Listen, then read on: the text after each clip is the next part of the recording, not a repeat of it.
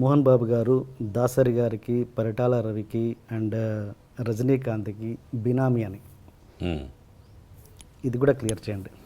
అన్నం తినేవాళ్ళు ఎవరు అది చెప్పరు. అన్నం తింటారు చూసారా, మా ఊళ్ళో అన్నం అంటే సంగటి కూడా అన్నమే, గంజి కూడా అన్నమే. అది తినేవాళ్ళు ఎవరు అది చెప్పరు. ఉంటే సినిమాలకు అప్పు ఎందుకు చేస్తాం, అది ఇంకంతే, ఒకటే ఆన్సర్. ఓకే. మామూలుగా ఇండస్ట్రీలో దాసరి గారికి, రాఘవేంద్రరావు గారికి ఎంతో కొంత, అంటే వాళ్ళు ఎంత మాట్లాడుకున్నా కూడా ప్రొఫెషనల్ రైవలరీ అనేది ఉంటుంది. నాకు తెలిసినంత వరకు లేదు. లేదా అసలు ఇద్దరు ఒకరినొకరు బాగా ప్రేమించుకునేవాళ్ళు. ఛాలెంజ్ ఉండేది ನನ್ನ మనసులో, ఆయన మనసులో.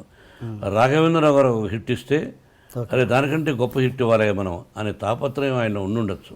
ఓకే. ఇద్దరూ మంచివాళ్ళు, ఒకరినొకరిని ప్రేమించుకుంటారు. ఓకే. ఇద్దరూ నన్ను ప్రేమిస్తారు. ఓకే. ఓకే, దానికి క్వశ్చనే లేదు. మీరిద్దరు వాళ్ళతో క్లోజ్గా ఎలా ఉండగలిగారు అన్నది నా క్వశ్చన్. ఇద్దరు నా మంచితనం వాళ్ళకి ఇష్టపడ్డారు. అందుకే రాఘవేంద్రరావు గారు కూడా సొంత సినిమాలు పెట్టుకున్నాడు. ఆ సినిమా సూపర్ హిట్ అయింది, అల్లరి మొగుడు. ఆ కుటుంబంతోనే నాకు సన్నిహిత సంబంధాలు ఉన్నాయి. ఓకే. సరదాగా ఘర్షణ పడతాం సరదా, అంతేగాని జీవితంలో అతను నాకు చెడు తలపెట్టడు, నేను అతను చెడు తలపెట్టను. ఓకే. అండ్ మీరు పెద్దవంశీ గారితో ఒక సినిమా చేశారండి, డిటెక్టివ్ నారదా అని. ఫ్లాప్.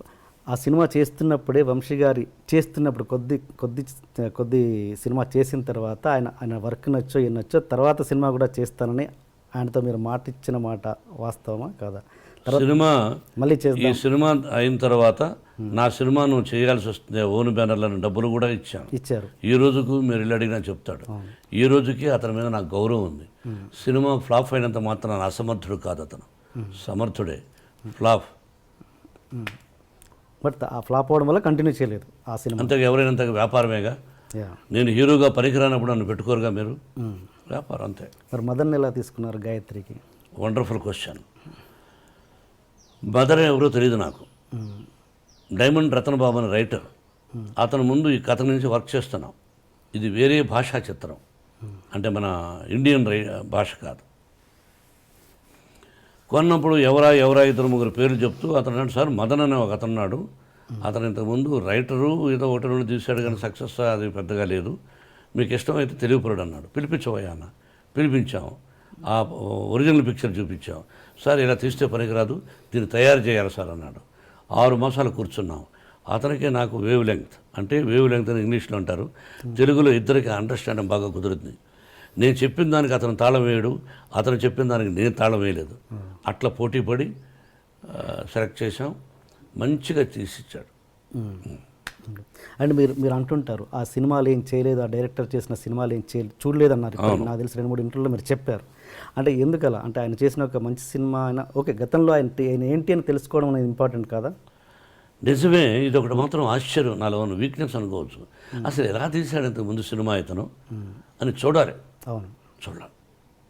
అతనికి తెలుసు, చూడలే అంటే అది మీరు గొప్ప విషయం అనుకుంటారా? మూర్ఖత్వం అనుకుంటాను, ఒక మూఢనమ్మకం అనుకుంటాను. నమ్మేశాను. అదే. సో ఎవరినైనా ఒక పర్సన్ మీకు దగ్గర వ్యక్తి ఎవరైనా చెప్తే నమ్ముతారు మీరు? అన్నీ నమ్మను,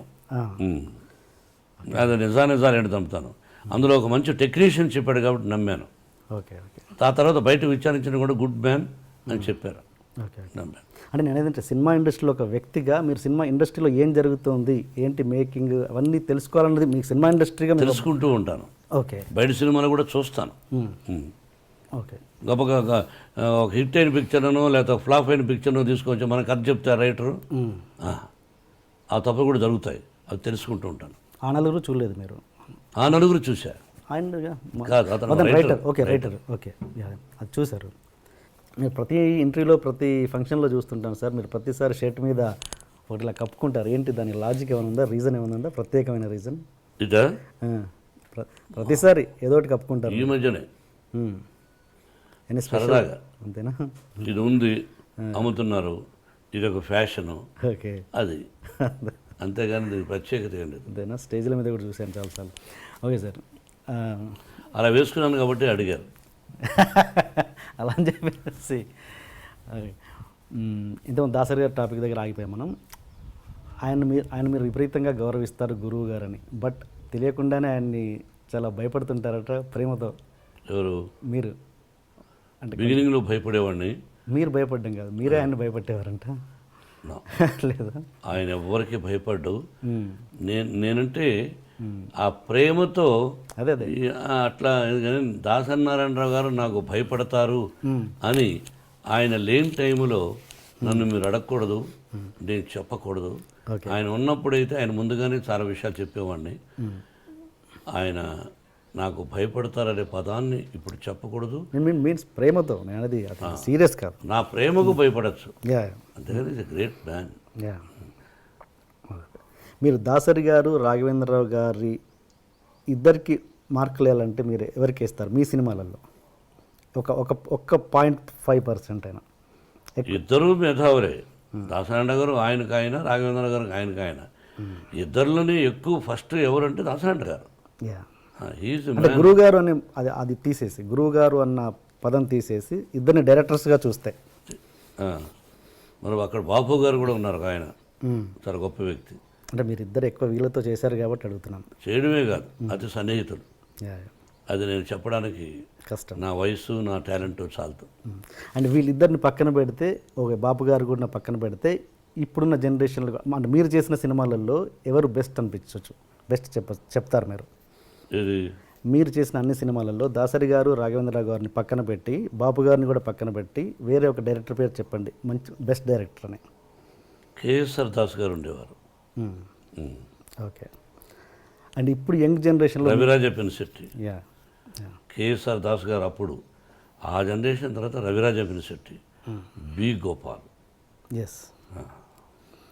అండ్ ఇప్పుడున్న యంగ్ జనరేషన్లో మీకు నచ్చిన డైరెక్టర్, ఫలానా డైరెక్టర్తో నాకు చేయాలని ఉంది అని మీకు ఏమైనా కోరిక? నాకు ఎవరితోనూ చేయాలనే దురద లేదు. ఓకే. సో మీకు నచ్చిన ఇప్పుడు జనరేషన్ డైరెక్టర్స్ అందరూ ఇష్టమే, అందరినీ ప్రేమిస్తా, అందరినీ గౌరవిస్తా. ఇతని డైరెక్షన్లో నేను చేస్తే బాగుండు అని నేను ఎందుకు అనుకోవాలి? వాళ్ళకి నచ్చితే పెట్టుకుంటారు.